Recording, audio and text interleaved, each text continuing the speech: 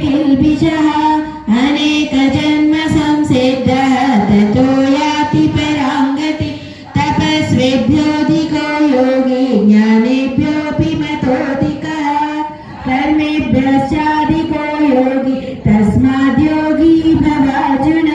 योगिनामपि सर्वेषां मद्गतेनान्तरात्मना श्रद्धावान् भजते यो मां समे युक्ततमो मतः।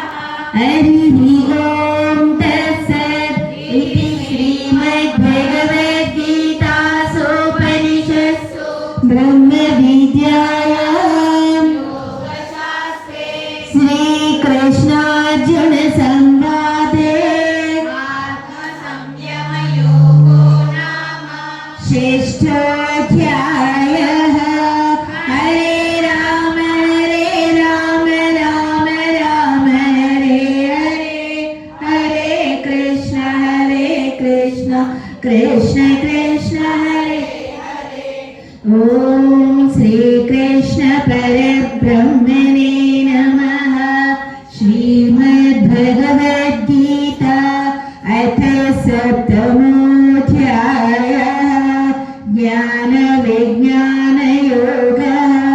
श्रीभगवानुवाच मय्यासक्तमनः पार्थ योगं युञ्जन्मदाश्रयः असंशयं समग्रं मां यथा ज्ञास्यसि तच्छृणु।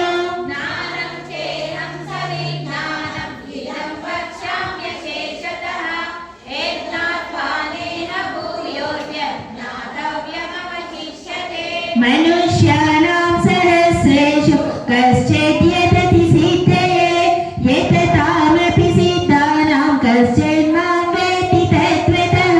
भूमिरापो नलो वायुः खं मनो बुद्धिरेव च अहङ्कार इति यं मे भिन्ना प्रकृतिरष्टधा। अपरेयमितस्त्वन्यां प्रकृतिं वेत्ति मे परां जीवभूता महाबाहो य एदं धार्यते जगत् एतद्योनीनि भूतानि सर्वाणीत्युपधारय अहं कृष्णस्य जगतः प्रवाह प्रलयस्तथा।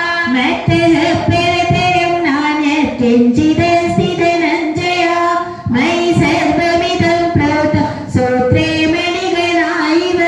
ततोऽहमप्सु कौन्तेय प्रभास्मि शशिसूर्ययोः प्रणवः सर्ववेदेषु शब्दः के पौरुषं नृषु। पुण्यो